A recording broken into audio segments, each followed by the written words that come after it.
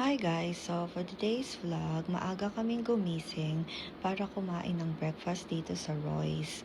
Kasi ngayon yung wedding ng niece ni G-Style.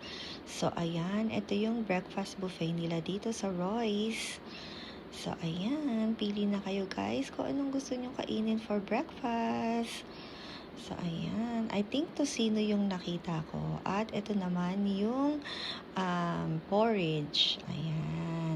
And then, itong area, I think Korean food itong mga to. Ayan.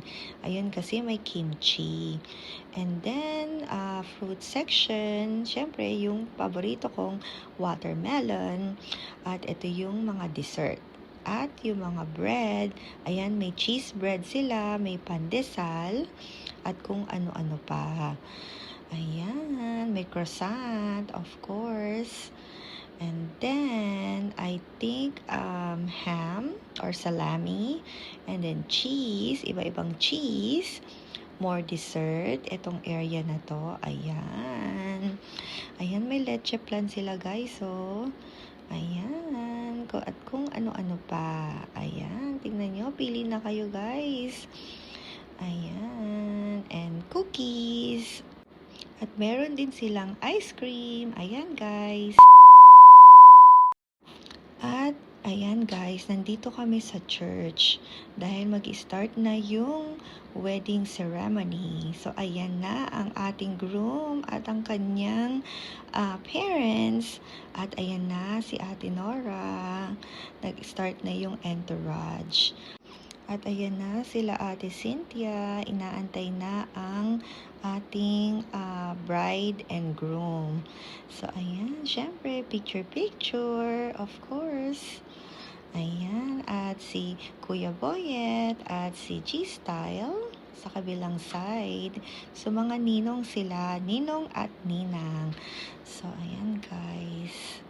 So, antay-antay lang at eto na ang ating magandang bride. So, at ang kanyang parents. Ayan, si Ate Lisa.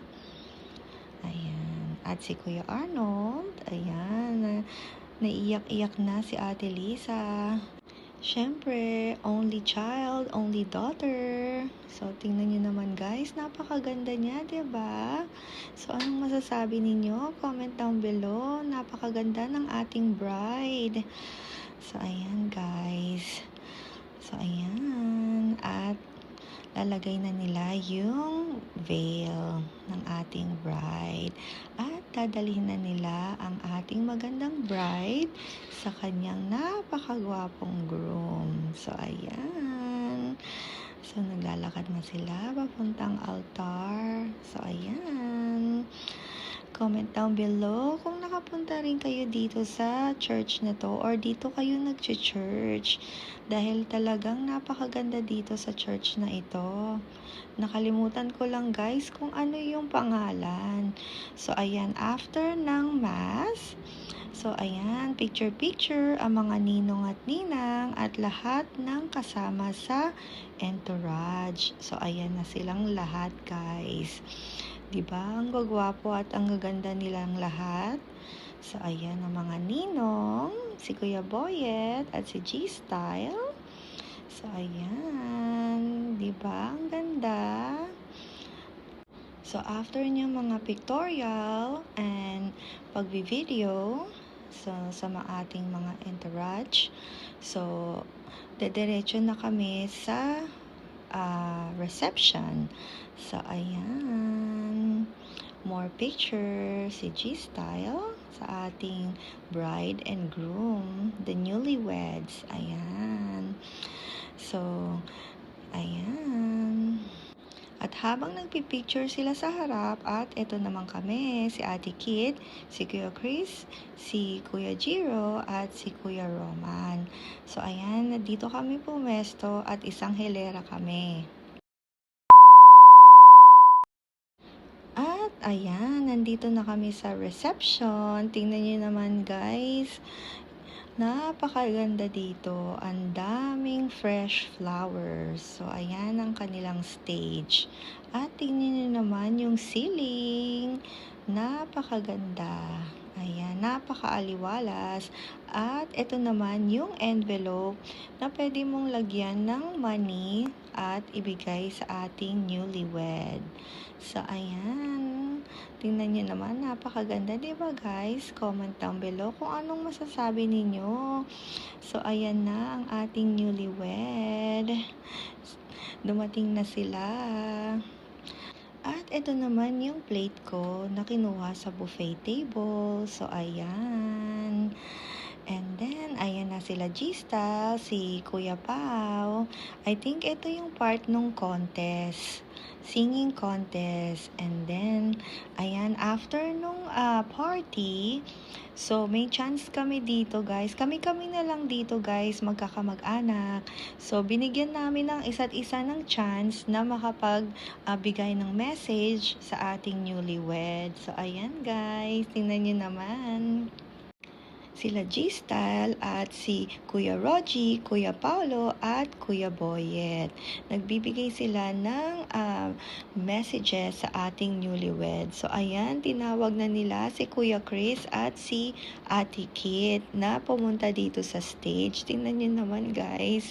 So nagkakasiyahan sila dito nung time na to. So ayan, pinaakyat na nila ang ating newlyweds. So ayan, ayaw pa nga pumunta dito ni Kuya Chris at ni Ate Kit kasi nahihiya sila. So ayan, kaya tawag sila ng tawag sa kanila na umakyat dun sa stage. So ayan, kami-kami na lang dito guys, kaya sabi nila wag na mahiya kasi magkakamag-anak naman kami dito. Wala nang ibang bisita. So ayan, tignan nyo, kami-kami na lang. So ayan. So, ayan, tuwang-tuwa sila kasi nga nahihiya yung dalawa na umakyat sa stage kasi alam nilang tutuksohin silang dalawa ng kanilang mga uncles at si G-Style. So, ayan, tingnan nyo naman. So, ayan, tinatanong nila kung ano ang plano nila for this coming year. Kung anong plano nila sa isa't isa. So, ayan. At ready na ba sila para makapag-ready na rin ang mga uncles at mga ibang kamag-anak for the next wedding. So, ayan guys, picture. So, lahat ng mga kamag-anak, so ayan, tuwang-tuwa dahil at nagkakasayahan nung gabing yan. So, ayan. Alright guys, thank you guys for watching. See you guys next time guys. Bye-bye!